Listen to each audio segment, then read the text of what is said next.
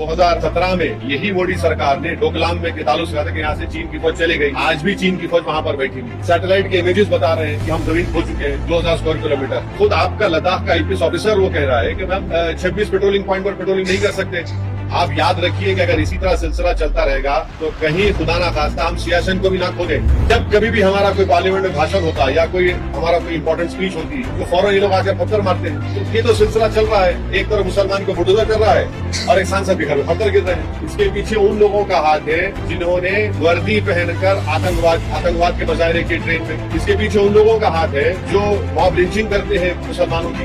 वही माइंडसेट उसके पीछे है। भारत के प्रधानमंत्री न चीन में बोलते न बुलडोजर में बोलते। 750 घर मुंह में मुसलमानों के बर्बाद कर दिए गए। आसमान के नीचे जिंदगी गुजार रहे हैं अपने लोग। हम कल 15 अगस्त आजादी यौम आजादी मनाने जा रहे हैं और आप ये पैगाम दे रहे हैं पूरे देश को और वो नूह के मुसलमानों को जिन्होंने अपना सब कुछ कुर्बान किया देश की आजादी के लिए। और कहाँ गए वो लोग जो बड़ी बड़ी बातें करते थे कि आरएसएस से बात करना चाहिए? कहाँ गए वो लोग? किधर कौन सी बिल में चुप गए वो लोग? कहाँ गए वो लोग जो बोलते थे कि डायलॉग होना चाहिए? बोलो डायलॉग करो भी। जो लोग इस तरह की बातें करते हैं उनको नूह को जाकर बर्बादी देखने की जरूरत है उनको। महात्मा गांधी के कॉन्स्पिरेसी में सावरकर का नाम है ही नहीं है कपूर कमीशन में। अब क्या बोलेंगे उसको? मैं शुरू से कह रहा हूँ कि भारत के 540 पार्लियामेंट सीट पर वहाँ पर मुकाबला होगा नरेंद्र मोदी से। अगर आप चेहरे लेकर आएंगे तो मोदी को फायदा होगा। मैं शुरू से कंसिस्टेंटली बोल रहा हूँ बात। अच्छा, चेहरे की आप बात कर रहे हैं, हमारा सीएम काबिल नहीं है क्या? केसीआर भी काबिल है भाई। आप पर सबसे highest per capita income Telangana में है। आखिर देश इस हालत में क्यों है जहाँ पर बेरोजगारी नौजवानों का मुकद्दर बन गया, जहाँ पर बुलडोजर सिर्फ एक समुदाय को प्रेसिडेंट करना मुसलमान है, जहाँ पर गरीबी बढ़ते जा रही है। हम क्या मोहब्बत कर रहे हैं उन बुजुर्गों से, हम बताइए।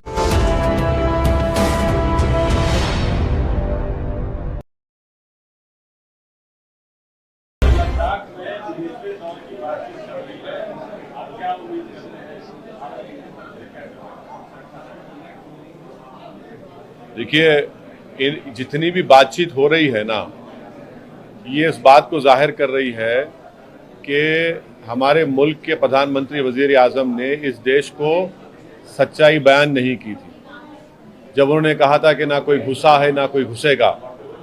इससे उन्होंने गलत झूठ कहा था। ये बातचीत से साबित हो रहा है। दूसरी ये बातचीत से ये बात साबित हो रही है कि हमने ज़मीन खो दी है। 2000 स्क्वायर किलोमीटर हमने ज़मीन खो दी है।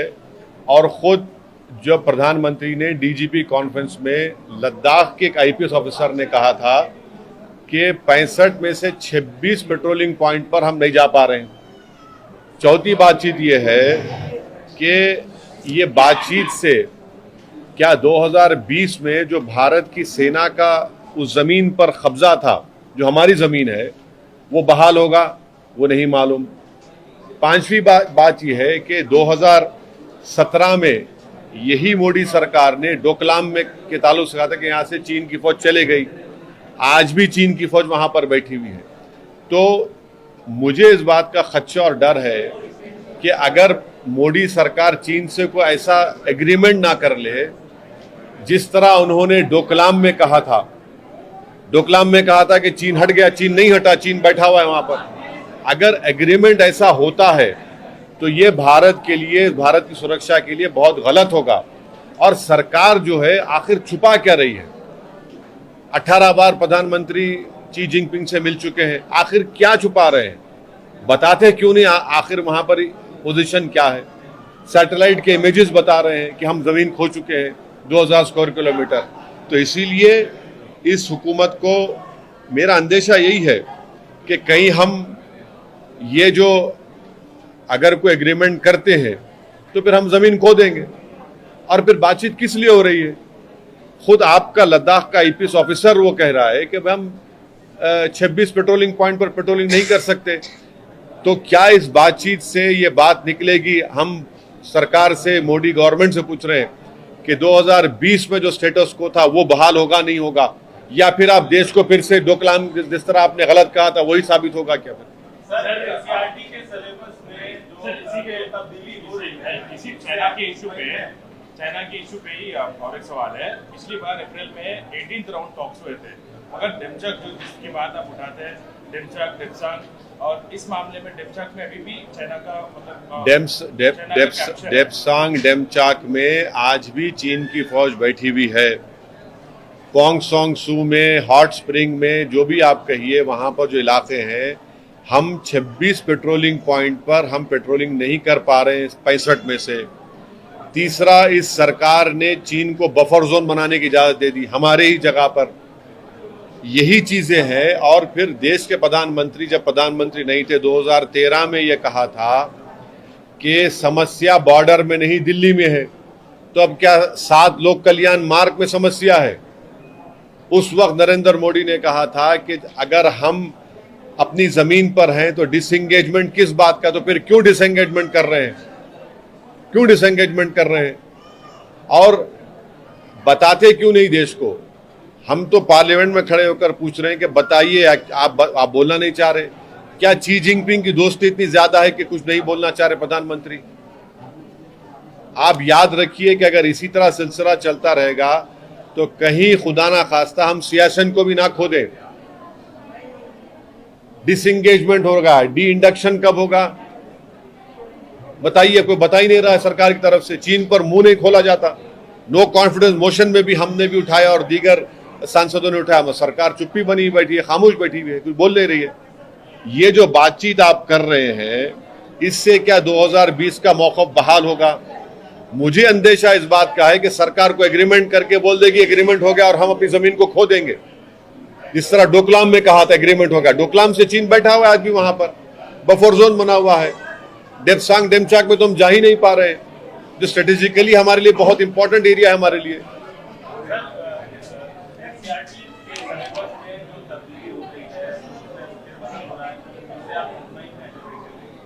कैसे मुतमईन रहेंगे? आप भारत की जो हिस्ट्री है उसको आप निकाल रहे हैं, आप पढ़ाना नहीं चाह रहे।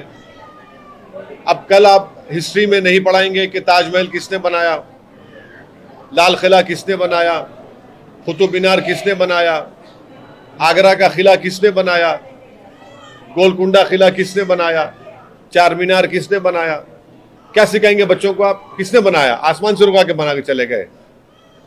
आप तो सेलेक्टिवली निकाल रहे हैं। आप तो मौलाना अबुल कलाम आजाद को बाद में पढ़ा रहे हैं, महात्मा गांधी को बाद में पढ़ा रहे हैं, पंडित नेहरू को बाद में पढ़ा रहे हैं। आप जिन लोगों ने इस देश की आजादी के लिए क्या क्या नहीं किया, उनको जो पहले पढ़ाया जाता आप बाद में पढ़ा रहे हैं उनको। क्यों भाई?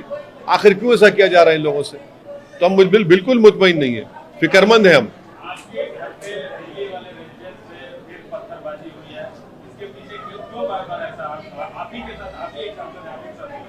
ऐसा है, देखिए कि एक तरफ नू में मुसलमानों के 750 इमारतों को बुलडोजर के जरिए तोड़ दिया गया, जिसमें उनके घर भी थे, मेडिकल शॉप भी थे, झोपड़ियां भी थे।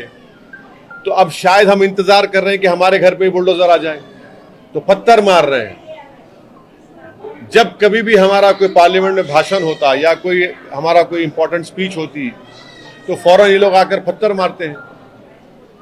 तो ये तो सिलसिला चल रहा है, एक तरफ मुसलमान को बुलडोजर चल रहा है और एक सांसद के घर में पत्थर गिर रहे हैं। सर, आपको धमकियां भी दी जा रही है?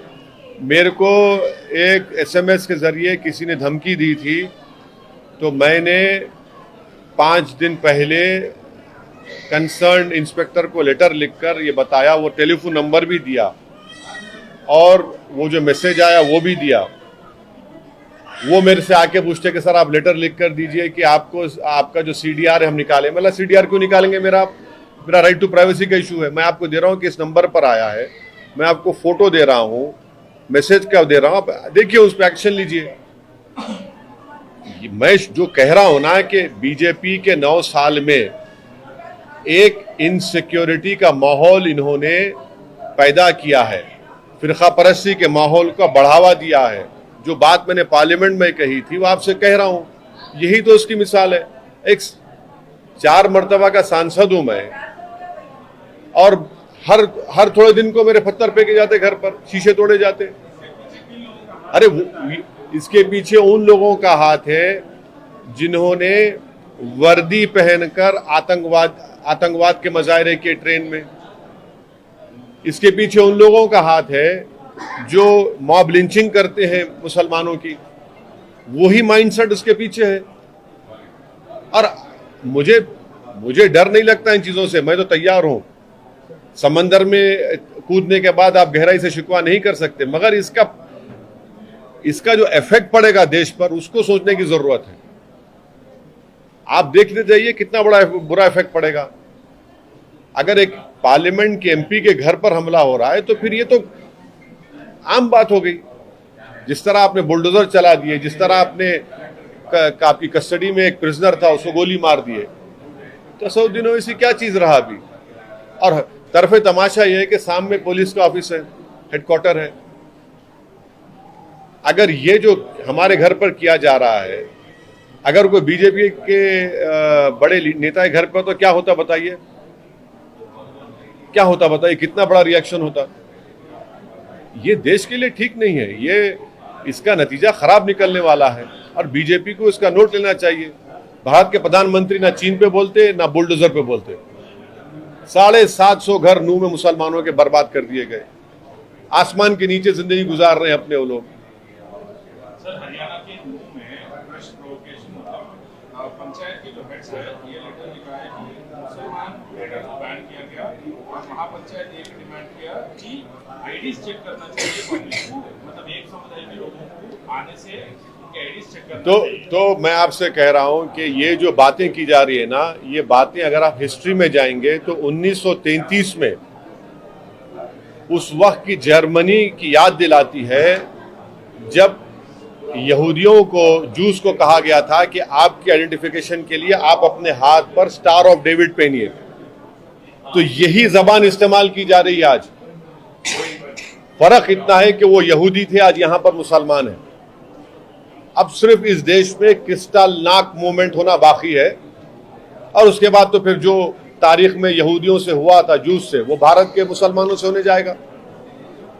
कैसे देखिए, कैसे एक लोकतंत्र देश में इस तरह की बात की जा रही है, जहां पर बीजेपी की सरकार है कि इनका आइडेंटिफिकेशन चेक किया जाए, इनका सोशल बायकॉट हो और दूसरे लोगों को हथियार दिया जाए, एक डिस्ट्रिक्ट को खत्म कर दिया जाए। ये क्या बातें हैं? ये तो एथनिक क्लेंसिंग की बातें हैं। ये तो याद दिलाता है बोस्निया की, यही याद दिलाता है। हम कल 15 अगस्त आजादी, यौम आजादी मनाने जा रहे हैं और आप ये पैगाम दे रहे हैं पूरे देश को, और वो नूह के मुसलमानों को जिन्होंने अपना सब कुछ कुर्बान किया देश की आजादी के लिए। महात्मा गांधी वहां पर जाकर नूह के मुसलमानों से कहा था कि तुम मत जाओ पाकिस्तान को। अब ये महात्मा गांधी को याद कर रहे हैं, इस तरह से याद कर रहे हैं आप। ठीक है, हिंसा हुई, हम उसका कंडेम करते हैं, मगर आप एक पूरी कम्युनिटी को कलेक्टिव पनिशमेंट दे रहे हैं। कहां गया प्रधानमंत्री का सबका साथ, सबका विकास, सबका विश्वास? और कहां गए वो लोग जो बड़ी बड़ी बातें करते थे कि आरएसएस से बात करना चाहिए? कहां गए वो लोग? किधर, कौन सी बिल में छुप गए वो लोग? कहां गए वो लोग जो बोलते थे कि डायलॉग होना चाहिए? बोलो, डायलॉग करो। अभी जो लोग इस तरह की बातें करते हैं उनको नूह को जाकर बर्बादी देखने की जरूरत है। उनको प्रधानमंत्री को कंडेम करना चाहिए, नूह के डेमोलिशन को। प्रधानमंत्री की सरकार है, नरेंद्र मोदी के नाम पर उनको वोट मिला है। कैसे आप इस देश में कोर्ट नहीं है क्या? कानून नहीं है, ड्यू प्रोसेस फॉलो नहीं करेंगे? और सुप्रीम कोर्ट का ये ऑर्डर का वायलेशन है। ये जहांगीरपुरी में सुप्रीम कोर्ट ने साफ तौर पर कहा था कि due process should be followed, यानी आप प्रोसेस फॉलो करना चाहिए। आप पुरानी तारीख में उनको नोटिस देते और एक ही दिन में हजारों लोगों को आपने बेघर कर दिया। आपने जिक्र किया सर, प्रधानमंत्री को इन सारी चीजों पर बात करनी चाहिए। क्या आप उम्मीद करते हैं प्रधानमंत्री 15 अगस्त पर लाल किले की प्राचीर से इन सारी जो घटनाएं अगर प्रधानमंत्री को भारत के मुसलमानों से थोड़ी सी मोहब्बत होगी तो देश के प्रधानमंत्री से मैं उम्मीद करता हूं कि क्योंकि वो हमारे देश के प्रधानमंत्री है, वो कल लाल किले से ये जो टारगेटेड वायलेंस किया जा रहा है उसको कंडेम करेंगे। प्रधानमंत्री से उम्मीद करेंगे कि प्रधानमंत्री कल खड़े होकर कहेंगे कि जिस तरीके से एक रिलीजन को टारगेट किया जा रहा है उसका मैं कंडेम करता हूं, चाहे वो रेल में वो आतंकवादी का वाकया हो या फिर जो वायलेंस हो रहा है, वायलेंस को कंडेम करिए। आप प्रधानमंत्री वायलेंस को कंडेम करिए ना। चाहे वो नू का वायलेंस हो, और फिर उसके बाद जो वीडियोस, उससे पहले जो वीडियोस बनाए गए, कंडेम करिए कि कौन है लोग जो सोशल मीडिया को इस्तेमाल करके एक समुदाय के खिलाफ नफरत पैदा कर रहे हैं। और ये बुलडोजर कहां नहीं इस्तेमाल हो रहा है? हरियाणा में हुआ, यूपी में हुआ, मध्य प्रदेश में हुआ, गुजरात में हुआ। अरे भाई फिर कोर्ट क्यों है? अमित शाह ये 3 कानून क्यों लेके आए? सीआरपीसी, आईपीसी, एविडेंस एक्ट हटाने के लिए आप क्यों ला रहे हो उसमें? आप जब आप खुद ही कानून बन चुके, आप खुद ही कोर्ट बन चुके, फायदा क्या है उसका? वो कानून को, नया कानून जो लेके आ रहे हैं आप।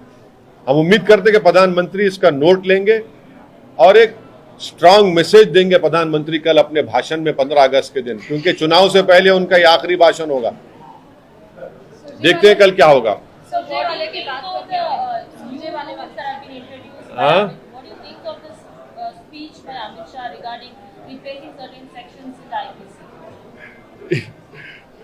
Well, if you remove sedition, then the sedition has to go completely. It cannot come back in other name. How can, if I tomorrow protest on a street, how can that be equated with terrorism? So there are so many sections, there are numerous sections which needs to be examined, which our party is examining it, and after some time we'll be giving our opinion in a written representation form to the Honorable Home Minister for him to consider and to bring the appropriate changes in that. So you have to give me some time. We are working on it. Haryana में sir Congress क्या कहूँ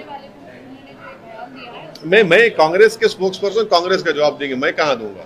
विभाजन दिवस है, अगस्त 19 है, और BJP के MP Satish Gautam उन्होंने कहा कि मुस्लिम यूनिवर्सिटी में आप जिन्ना की तस्वीर को हटा देना चाहिए। हाँ, जिन्ना की तस्वीर को हटा देना चाहिए अलीगढ़ मुस्लिम यूनिवर्सिटी। पार्टीशन का जिम्मेदार कौन है? पार्टीशन के जिम्मेदार भारत के मुसलमान नहीं है। पार्टीशन के जिम्मेदार उस वक्त के नेता हैं। आप किताब पढ़िए इंडिया मौलाना अबुल कलाम आजाद की, वो कितना भागे, कितना दौड़े, सबको जाकर उन्होंने भीख मांगी कि देश का पार्टीशन उन्हें मत दीजिए। ये गैर जरूरी के मुसलमानों को बदनाम किया था कि हम मुसलमान जिम्मेदार है, हम नहीं है जिम्मेदार पार्टीशन के। सुनिए, उस वक्त कितने मुसलमानों को वोट डालने का इख्तियार था? नवाबों को था वोट डालने का इख्तियार, जागीरदारों को वोट डालने का इख्तियार था, जो लोग इनकम टैक्स देते उनको वोट डालने का इख्तियार था। क्या हर मुसलमान को यूनिवर्सल सफरेज का था? नहीं था। कितने लोग उसके पार्टीशन के खिलाफ थे? कितने बड़े बड़े लोग, एक नहीं, दो नहीं, कई ऑर्गेनाइजेशन मुसलमानों के खिलाफ थे उस पार्टीशन के। 2 नेशन थियरी को रिजेक्ट किया उन्होंने, जिना की जिंदगी में रिजेक्ट किया। और उस जमाने की मुस्लिम लीग, उस जमाने के मुसलमानों को मारते थे वो लोग जो 2 नेशन थियरी के खिलाफ थे। क्या क्या उनसे बदतमीजी नहीं की गई? सरेआम उनकी पिटाई होती थी उन मुसलमानों की जो 2 नेशन थियरी के खिलाफ थे। आपने जिक्र किया सर, उस समय के नेता जिम्मेदार थे कौन? जितने भी उस जमाने के ने, मैं किसी का नाम लेना चाहता हूं, जितने भी जो थे उस जमाने के, वो जिम्मेदार हैं। आप एक कम्युनिटी कैसे जिम्मेदार बनाते हैं? फोटो निकालने से कोई फायदा नहीं होगा, क्योंकि फोटो निकालने की बात कर रहे हैं। अरे भाई आप देख लीजिए ना, क्या क्या नहीं है उसमें। महात्मा गांधी के कॉन्स्पिरेसी में सावरकर का नाम है ही नहीं है कपूर कमीशन में। अब क्या बोलेंगे उसको?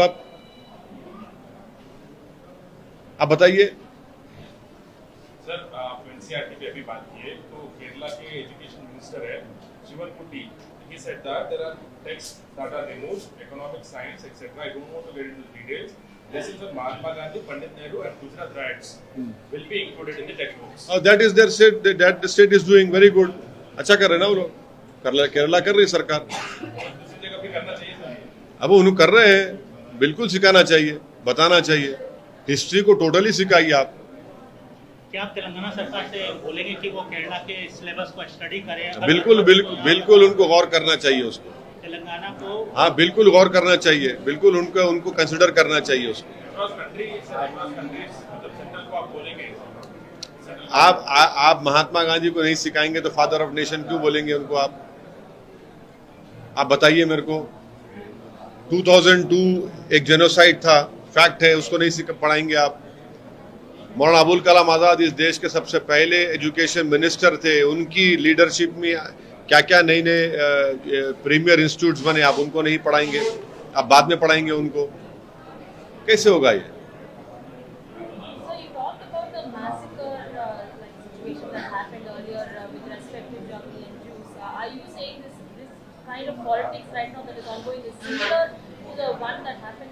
Yes, it is very similar. If someone says that check the identity of Muslims, if someone says do social boycott of Muslims, and it is being said by all these people who are very close to BJP, and in fact Delhi BJP MP had called openly on record that people should not buy products from Muslims.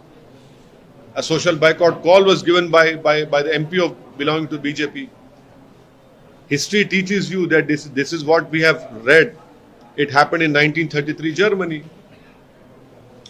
क्या तेलंगाना के अलावा मध्य प्रदेश और राजस्थान में भी MIM contest करेगी sir upcoming assembly poles? अभी तो time है ना, अभी तो टाइम है ना। सर बंगाल में जो है तस्वीर आ रही है ममता बनर्जी पीएम के दावेदार करती है। हाँ सर, इस पे आप कैसा देखते हैं? पीएम कैंडिडेट कैसे देखते हैं? पीएम की कैंडिडेट हाँ, पीएम के कैंडिडेट उनके मतलब स्पोक्स पर्सन बोल रहे हैं कि सोशल मीडिया पे कैंपेन चलाओ, प्राइम मिनिस्टर कैंडिडेट बना के ममता जी को। अभी से अच्छा है ना, जो आप सब चलाइए, आप तो कौन किसको रोक सकता है? जमहूरियत है। महिला प्रधानमंत्री। हाँ नहीं बिल्कुल है, आप कर लीजिए, आपको जो करना है करिए, आप सब कर सकते हैं, आप सब कर सकते हैं, कौन रोक रहा है आपको? आप कैसे देखते हैं? अरे मेरे को मेरा चेहरा अच्छा नहीं दिख रहा आपको? है मेरे में क्या खराबी है?